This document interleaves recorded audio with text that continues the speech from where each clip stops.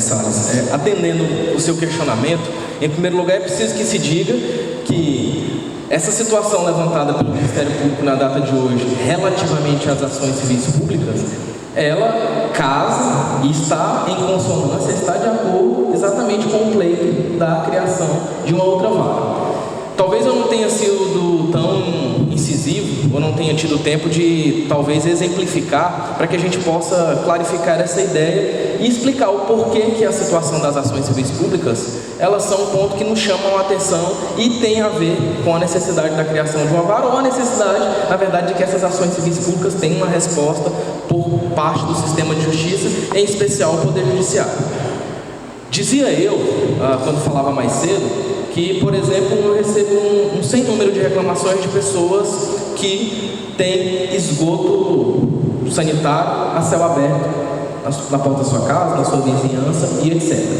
O Ministério Público tem uma ação coletiva que trata exatamente disso, de cobrança e providências a diversos órgãos aí, em especial os órgãos públicos do Poder Executivo, para que seja resolvida a situação do esgotamento sanitário aqui no município de Carolina. Ocorre que é uma ação civil pública que não findou, é uma ação civil pública que não foi julgada pelo Poder Judiciário. E se não foi julgada pelo Poder Judiciário, tem-se a ideia de que o Poder Público não tem contra si uma ordem, um mandamento, um título executivo que obrigue ele a fazer esse determinado tipo de ação. Eu exemplifico mais ainda para tornar mais clara a minha explicação. Nas avenidas aqui, Elias Barros e Frederico Martins, todos sabemos que existem umas valas onde corre esgoto a céu aberto. Além de acho que pelo menos eu tenho conhecimento de uns 20 ou 30 processos envolvendo individualmente essas situações, existe uma ação civil pública que aborda essa rua inteira, na verdade, não só essas duas ruas, mas como várias ruas da cidade. Um processo que não foi finalizado, um processo que ainda não foi julgado, e não tendo sido julgado, o Poder Público, em tese, não tem um título executivo que obrigue a resolver essa situação do esgotamento sanitário. Com isso eu causo uma multiplicidade de processos judiciais tratando do mesmo tema, e com isso eu causo um problema social decorrente da não resolutividade da situação. Muitas pessoas me perguntam também a respeito de lixão. Mas em Carolina o lixão, ele não tem um tratamento adequado de acordo com a legislação ambiental. E aí eu digo a vocês, o Ministério Público já ingressou com uma ação civil pública tratando de lixão, só que essa ação civil pública ainda hoje não foi julgada. Significa que, muito embora o Poder Judiciário tenha sido provocado, como o processo não foi julgado, o problema social persiste. Isso nos conecta à ideia de que a ineficiência do Poder Judiciário tem a ver com a não resolutividade de vários problemas sociais que a gente tem aqui na cidade. Talvez, para ser mais claro possível, o exemplo categórico que eu poderia dar a vocês é o problema da água lá do Brejinho. Foi suscitado que a água proveniente lá do poço do Brejinho não era uma água própria para o consumo, foram feitos alguns estudos e o Ministério Público ingressou com uma ação civil pública. Até onde eu sei, essa ação civil pública ainda não foi apreciada, até onde eu sei. Não sei se de ontem para hoje, ou nos últimos 2 dias, teve alguma decisão nesse sentido do Poder Judiciário. Significa que eu tenho uma ação que abrange um bairro inteiro, com um impacto social gigantesco, tendo em vista a importância do direito tratado, potabilidade da água, diz respeito à própria saúde, diz respeito à própria vida, e uma ação civil pública que se originou de uma omissão do Poder Público. A gente solicitou que a Prefeitura fizesse alguma coisa, não fizeram, eu entrei na Justiça. Acontece que quando eu entrei na Justiça, até agora a gente não teve um julgamento, pelo menos até onde eu olhei, não fui intimado se realmente houve a apreciação desse pedido. E o que a gente conclui com isso? Que a não apreciação das ações civis públicas tem uma potencialidade lesiva muito grande, porque conseguem abranger um sem número de pessoas. Situações envolvendo também a situação da usina. A gente tem diversas ações civis públicas nesse sentido, que não são julgadas, e não sendo julgadas, acaba que ou o problema social persiste, ou então o problema individual da pessoa acaba não sendo resolvido do ponto de vista coletivo. E aí eu poderia citar um sem número de exemplos: Portal da Transparência, a situação dos royalties, água do Brejinho, lixão, esgotamento sanitário, uma porrada de ações civis públicas que tem a natureza de ação de improbidade administrativa, que tem a ver com licitações que a gente identificou que eram fraudulentas, ou licitações que foram identificadas como não observando o procedimento legal. E qual que seria digamos assim, a providência a ser tomada, fazer com que, já que a licitação foi fraudulenta, a pessoa seja punida em razão da fraude, bem como haja a devolução ao erário dos valores que foram gastos indevidamente. Eu tenho pelo menos umas 10, 15, 20 ações só nesse ano de improbidade administrativa tratando desses assuntos, né? E se for contar das datas que eu já cheguei, o número aumenta de maneira vertiginosa, significando que, às vezes, tem-se a ideia de que a própria atividade do poder executivo, a própria atividade do poder público, ela não é fiscalizada, porque se diz assim, mas a licitação foi fraudulenta e ninguém fez nada, né? Opa, pera lá, ninguém fez nada, vírgula. Por quê? Porque, muito embora isso não seja de conhecimento da população, ou talvez da grande massa da população, o Ministério Público tomou uma providência. E qual que é a providência a ser tomada no Ministério Público nessas situações? É entrar na justiça. Só que, às vezes, esse pleito do Ministério Público acaba não sendo analisado e o impacto social é gigantesco.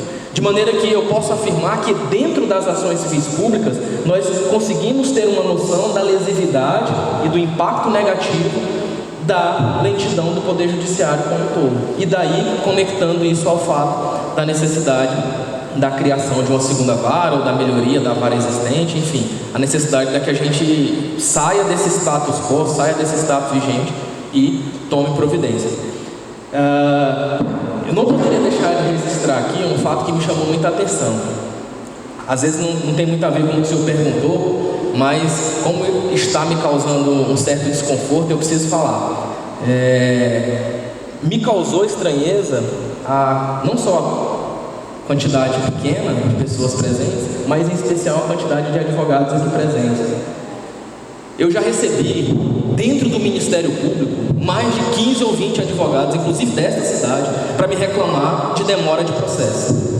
Para me reclamar se não poderia fazer alguma coisa lá para dar um parecer para ver se agilizava o processo daquele advogado. Ou seja, quando é para ir no Ministério Público reclamar, para dizer que a justiça é lenta, que isso e aquilo outro, o cidadão é bom, o cidadão vai lá. Agora, quando é para participar de um movimento que trata do assunto, salvo engano, eu vi aqui 4 ou 5 advogados, contados no dedo. Aqui no Fórum de Carolina eu tenho o costume de vivenciar pelo menos um contato com uns 20 a 25, isso dos que eu lembro. E se os próprios advogados, ainda que seja para discordar, e eu digo isso assim, não só para vir aqui ajudar, assinar ou fazer alguma coisa de aporte, de fundamentação, para que nós possamos evoluir nessa discussão, ainda que fosse para discordar, para dizer, eu não sou a favor não, eu sou contra por conta disso. E eu digo a vocês, é por conta dessas omissões, é por conta desses comportamentos que a gente tem uma cidade com a descredibilidade tanto dos poderes públicos do Poder Executivo Municipal, quanto do Poder Judiciário, enfim, quanto aos órgãos públicos que tem aqui em Carolina. Se a população e as pessoas interessadas não se movimentarem, não adianta a OAB, Ministério Público, Defensoria, Poder Judiciário modificar, que nada se modifica. É por isso que a gente tem uma realidade do jeito que está. É por conta dessa falta de participação. Ainda que seja para discordar. Ainda que seja para dizer assim, eu não concordo por conta disso. Já dizia o filósofo que toda unanimidade é burra, né? Eu acho que a gente cresce com a divergência. Talvez o nosso pleito de criação crescesse se nós tivéssemos um argumento contrário, de maneira que nós poderíamos contornar esse argumento contrário, ainda que não fosse de maneira imediata, mas com base em pesquisa, em dados estatísticos, enfim, a gente poderia correr atrás no sentido de superar esse argumento contrário para que nós possamos ter o nosso próprio argumento, a nossa própria fundamentação reforçada. Isso me entristece, isso me deixa, de certa maneira, com um sentimento de bastante ideia de que nós precisamos modificar essa forma de tratar problema social. Não vai ser outra vara aqui no município de Carolina que vai modificar especificamente esse ponto, não. Não vai ser uma outra vara que vai modificar o comportamento da população. Talvez reflexamente, a gente tenha a ideia do seguinte: não vou participar desse negócio porque a descredibilidade é tão grande que ninguém vai conseguir nada, que isso não vai dar em nada e etc. E talvez se possa fundamentar que o fato da não presença ou o fato do não envolvimento seja em razão da descredibilidade. A população é tão descrente que nem se motiva mais. Mas foi como eu disse, talvez na primeira frase da minha fala, quando eu disse aqui, quando eu estive nessa tribuna. Nós precisamos ser contra-majoritários. Eu não conheço, na nossa história recente, e talvez na mais antiga também, nenhuma luta que tivesse sido contra a majoritária, como parece ser a nossa, que tenha sido conseguida através de uma mera doação. Se alguém estiver esperando que o poder público vai dar alguma coisa, vai dar alguma política pública, nesse caso, vai criar uma outra vaga de mão beijada, sem que a gente esperneie, sem que a gente peça, a gente está muito enganado. Acredito que a gente está fadado ao insucesso se estivermos pensando dessa maneira. Doutor, não sei se eu consegui ser claro do ponto de vista de exemplificar